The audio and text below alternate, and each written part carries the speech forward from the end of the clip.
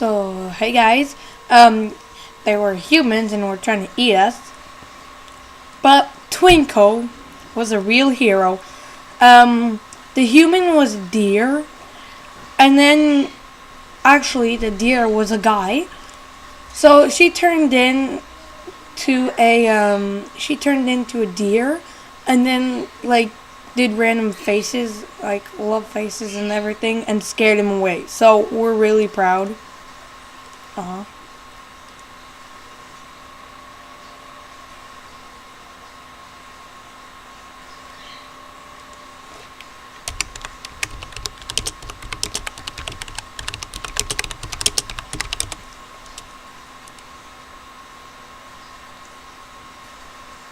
Okay, but it has to be good though.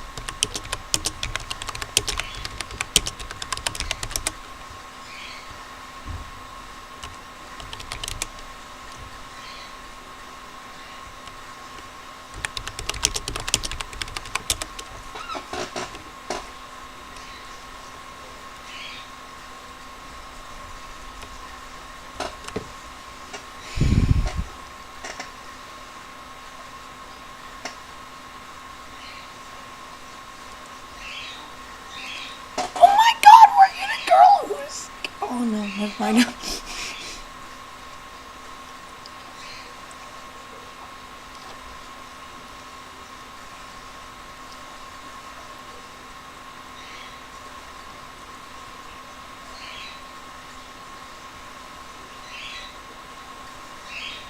You know what? I wish my den could be this epic.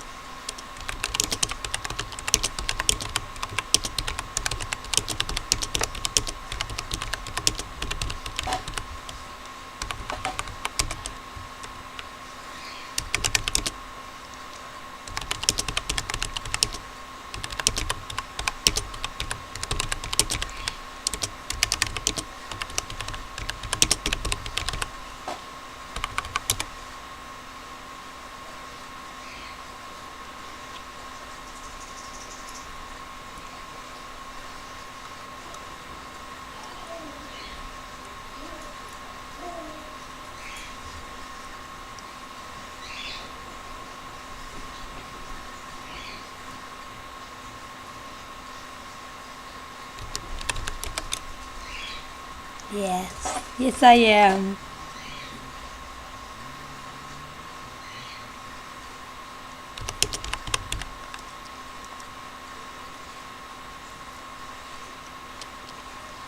Mm.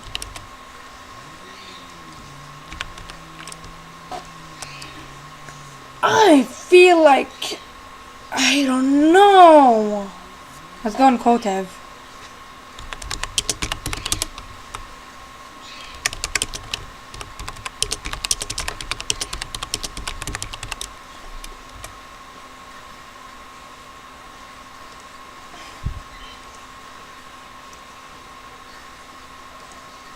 There we go.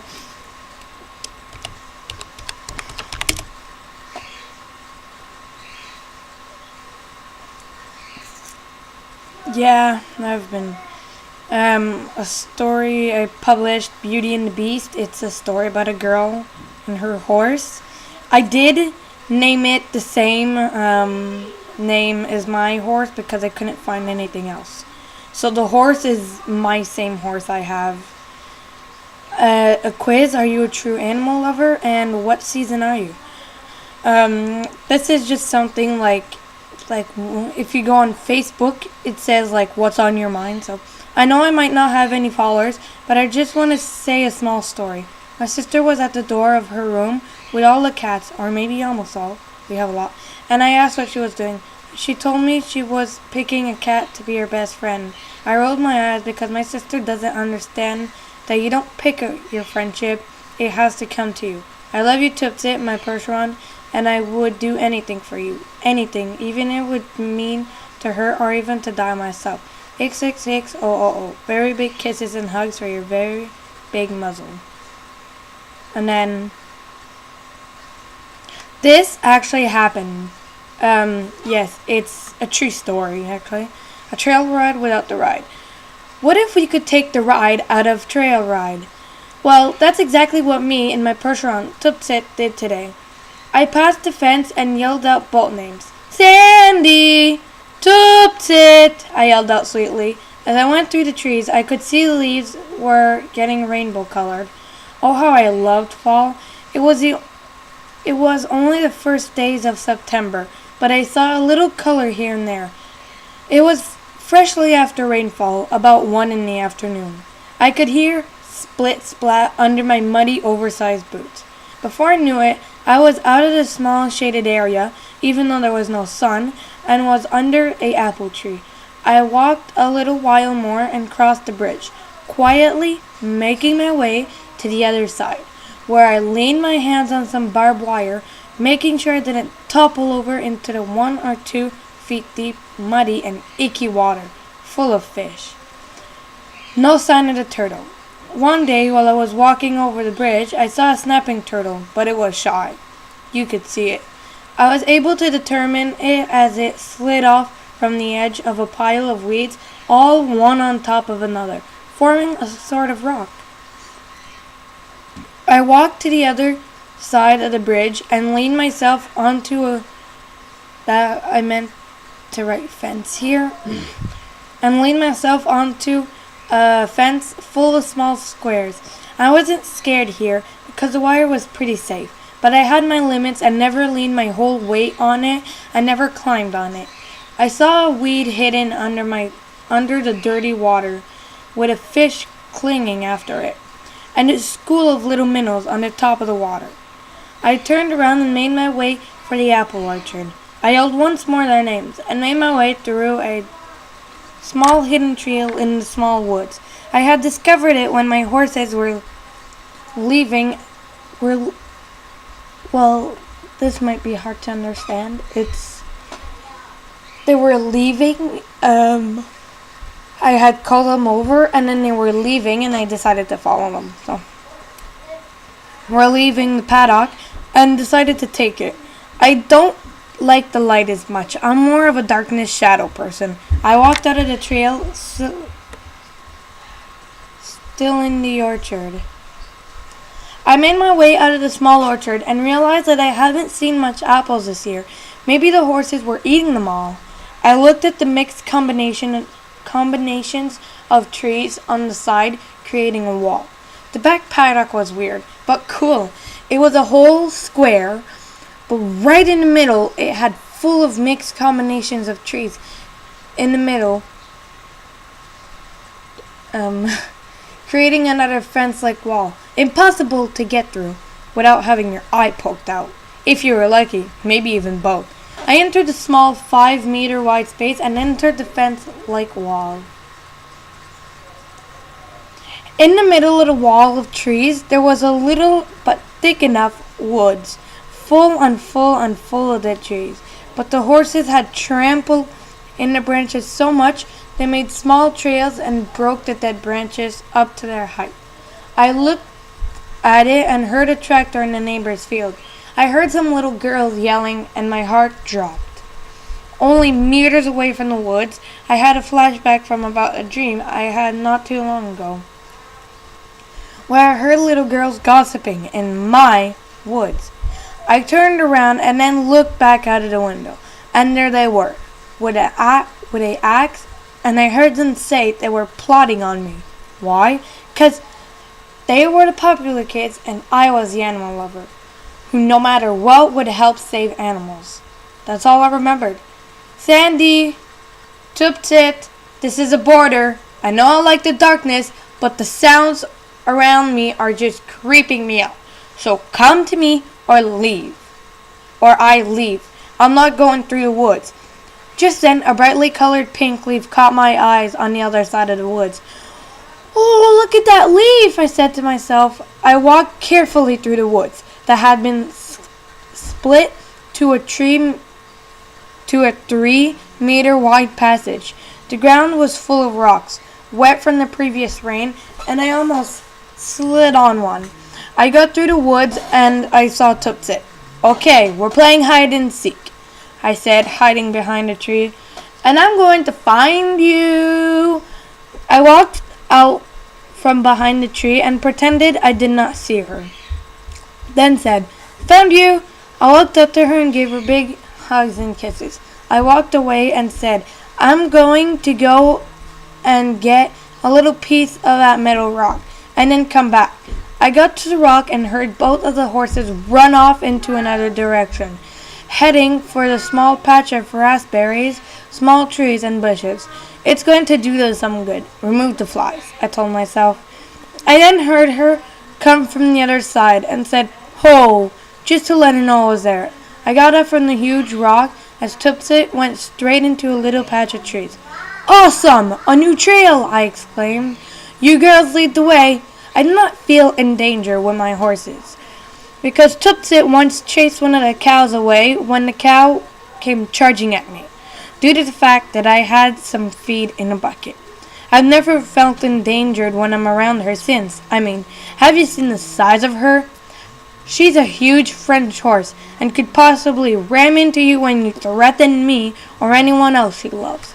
I went through the trail leading to another small trail that led to the main trail in the woods, or as we call it, the mini woods.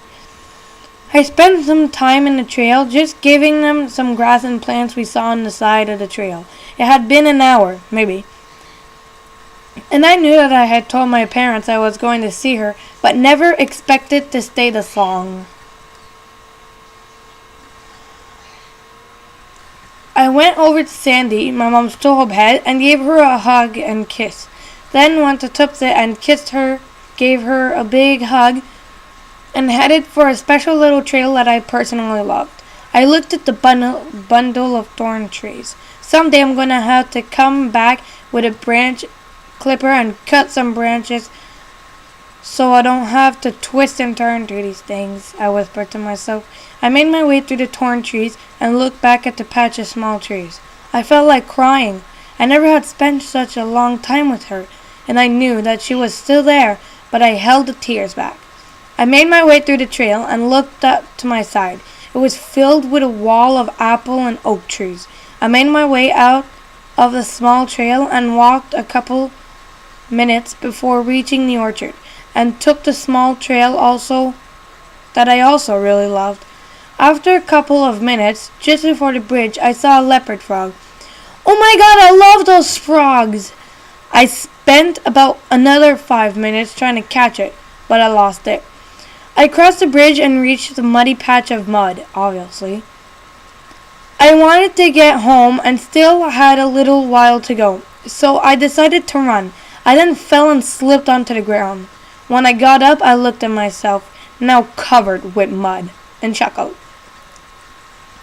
That That's my girl, full of mud but doesn't care, I told myself. I walked my way back to the house and cleaned myself up. I then grabbed a well-earned lollipop from the cupboard and sat into the couch. What an adventure, I told myself. I'm glad that I had Tootsie to keep me company all day. I estimated the time, and it was about 3 p.m., and I left at 1 p.m. So I spent estimated 3 hours with the horses. What a day!